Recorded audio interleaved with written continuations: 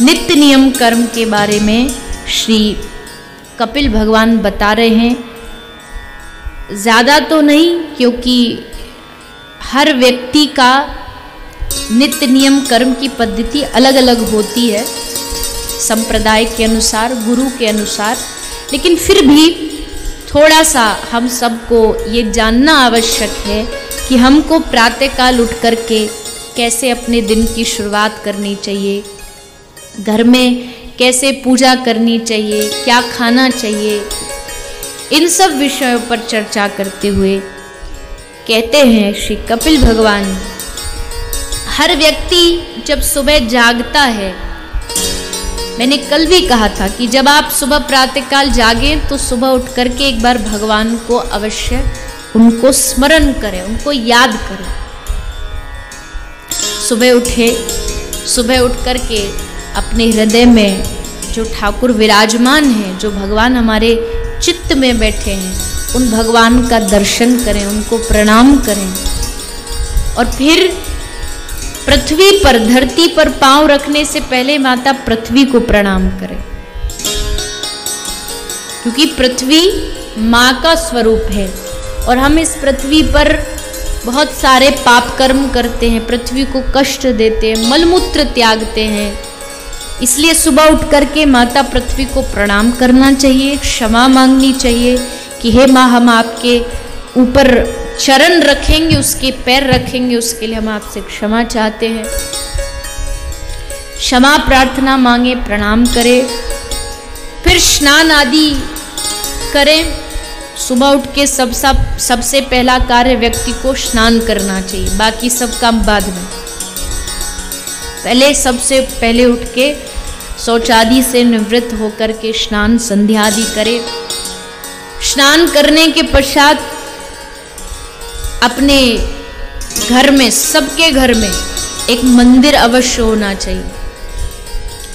उस मंदिर में या तो भगवान का चित्र होना चाहिए और अधिक अच्छे से पूजा करना चाहते हो तो अपने अपने घरों में या तो भगवान की, राधा कृष्ण की मूर्ति रखें या लड्डू गोपाल जी की मूर्ति रखें, राम सीता की मूर्ति रखें, शिवलिंग रखें, जिनमें आपकी श्रद्धा हो एक मूर्ति रखें और फिर उनकी सेवा करें। कितने लोग हैं जिनके घर में लड्डू गोपाल जी हैं? हाथ उठा के बताइए। बहुत लोग के घर में। तो सुबह उठ करके लड्डू गोपाल जी को या जो भी मूर्ति घर में हो, पहले उनको स्नान कराइए। उनको स्नान के पश्चात अच्छे अच्छे वस्त्र पहनाइए। जैसे आप कहीं जाते ना घूमने, कहीं भी गए हो, किसी की शादी में जाते हो या बाजार जाते हो, तो सबसे पहले याद आता है कि बेटा के लिए, बेटी के लिए ये कपड़े ले जाओ। तो वैसे ठाकुर जी के लिए भी याद आना चाहिए। कहीं कोई नया त्योहार है तो अपने भगवान के लिए अच्छे अच्छे कपड़े लेके आएं, उनको सुंदर सुंदर वस्त्र पहनाएं, मुकुट पहनाएं, उनका श्रृंगार करें और फिर ठाकुर जी को चंदन लगाएं। और भगवान को चंदन लगाने के बाद सबको अपने मस्तिष्क पे भी थोड़ा थोड़ा चंदन लगाना चाहिए। माथे पर सबके, जो भी सनातनी अपने आप को मानता है, सनातन धर्म से जुड़ा हुआ हर व्यक्ति को हर रोज माथे पे थोड़ा सा चंदन लगाना चाहिए। आप कहोगे हम चंदन लगाएंगे तो पड़ोसी हंसेंगे, तो हंसने दो, क्या फर्क पड़ता है? एक दिन हंसेंगे, 2 दिन हंसेंगे, एक दिन मजाक बनाएंगे, 2 दिन मजाक बनाएंगे तो सुन लो। और जब तक मजाक नहीं बनेगा तब तक भगवान भी कैसे खुश होंगे? भगवान जब देखेंगे कि इसका अब हंसी उड़ने लगी तो भगवान समझ जाएंगे अब ये कुछ कर रहा है। हंसी तो उसी की उड़ती है ना जो कुछ करता है।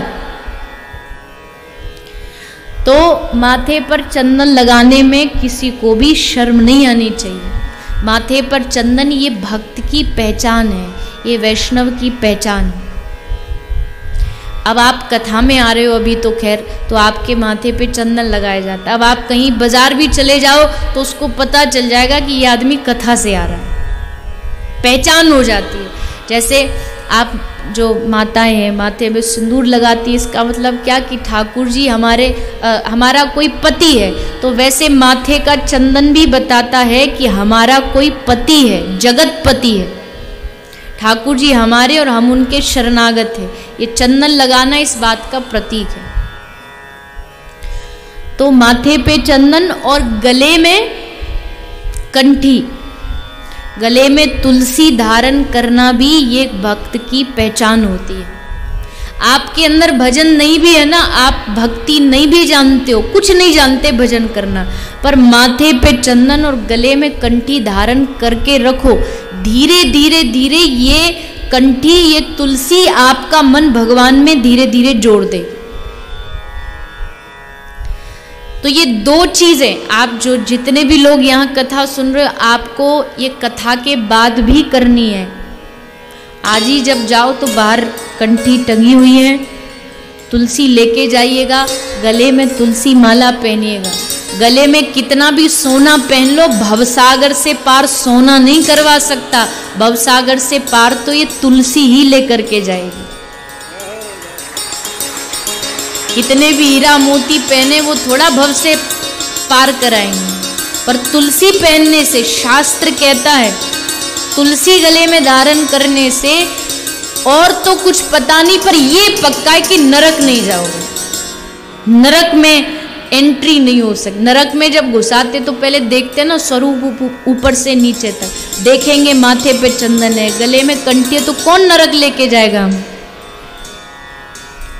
तो गले में मैं चाहती हूँ आप सब जितने भी आप लोग श्रोता हैं, कल से अधिक लोगों के गले में कंठी दिखनी चाहिए।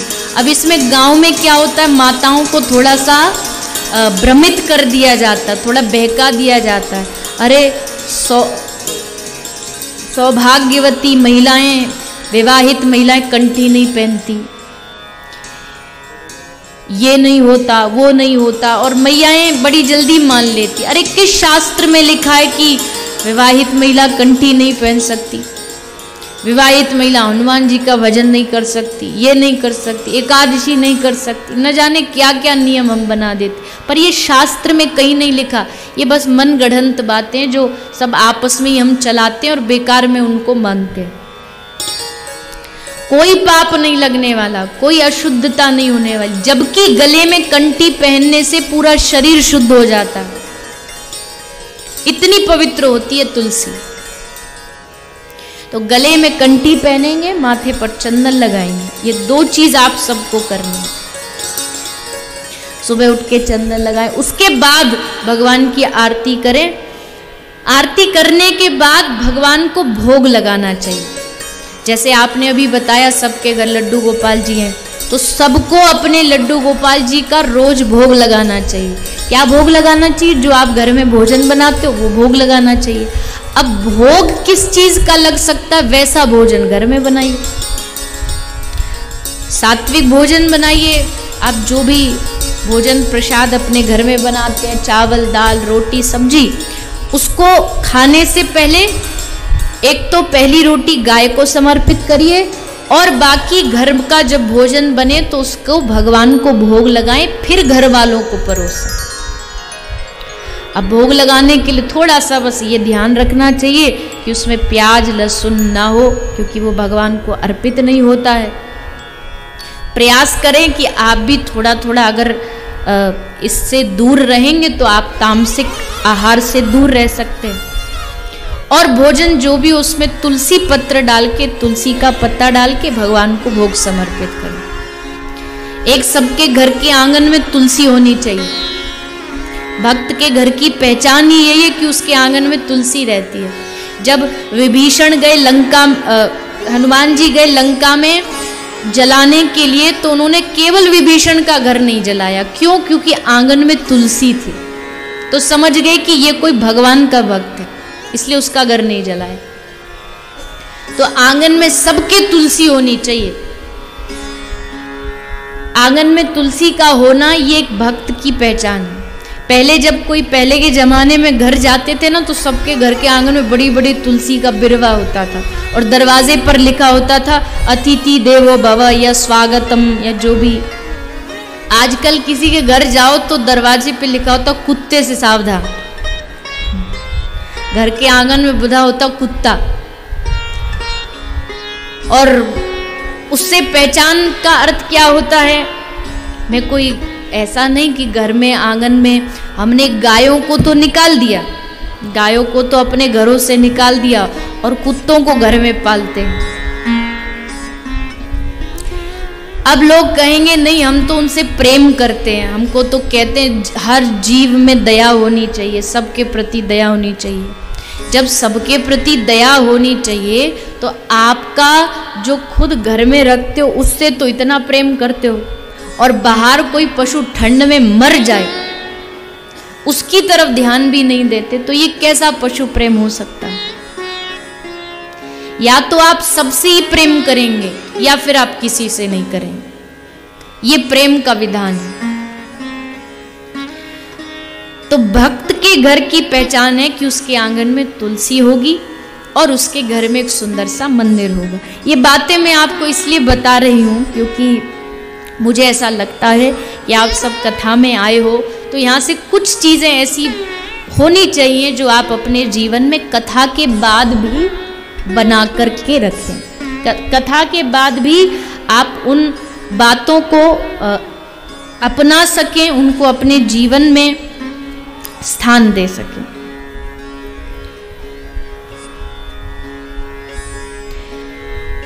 तो इस प्रकार श्री सुखदेव जी राजा श्री कपिल भगवान अपनी माता को इस नित्य नियम कर्म के बारे में बता रहे हैं।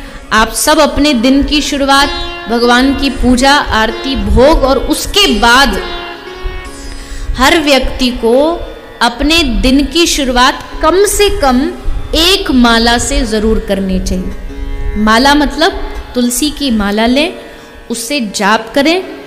अगर आपके गुरु हैं उन्होंने जो मंत्र दिया है उस मंत्र का जाप करें। अगर गुरु नहीं है तो महामंत्र का जाप करें। महामंत्र कौन सा? किसको बोलते हैं महामंत्र? जो हम कथा में नाम संकीर्तन करते हैं, हरे कृष्ण कृष्ण कृष्ण हरे हरे, हरे राम राम राम हरे हरे। अगर किसी ने गुरु अभी तक नहीं धारण किए हैं तो वो इस महामंत्र का रोज एक माला अवश्य जाप करना है। हर व्यक्ति को करना चाहिए, बच्चा हो बूढ़ा हो जवान हो। भजन के लिए कोई उम्र थोड़ी होती है। आप बच्चे को कहें नहीं अभी तो बालक है, ये क्या करेगा। भजन की कोई उम्र नहीं। जिस दिन से भगवान कृपा करे भजन में लग जाना चाहिए, चाहे बचपन हो चाहे बुढ़ापा हो। तो दिन की शुरुआत एक माला से करें। उसके बाद आप अपने दिन में जो भी काम धंधा नौकरी इत्यादि जो करना है करते रहें। याद आता रहे तो साथ साथ में नाम जप करते रहें। और उसके बाद अगर संभव हो सके तो थोड़ी देर अगर पूरा परिवार शाम को बैठ कर के 5 मिनट भी अगर भगवान के नाम का थोड़ा कीर्तन करे तो उस व्यक्ति के जीवन में कभी भी कलयुग का प्रवेश नहीं होगा। कलयुग उसका कुछ नहीं बिगाड़ पाएगा। जो घर परिवार एकत्रित होके थोड़ी देर भगवान नाम का साथ में संकीर्तन करते हैं। तो ये सारे नियम ऐसे हैं जो बहुत बहुत साधारण है और सबको अपनाने चाहिए और करने चाहिए ताकि हमारा इससे जीवन सार्थक हो सके।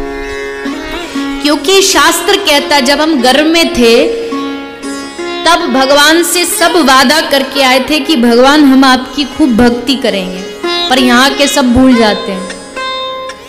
तो उस वादे को याद रखना है हमें और भगवान का नाम स्मरण हमें करते रहना है। ये सारी चीजें छोटी छोटी अपने जीवन में अवश्य अपनानी है।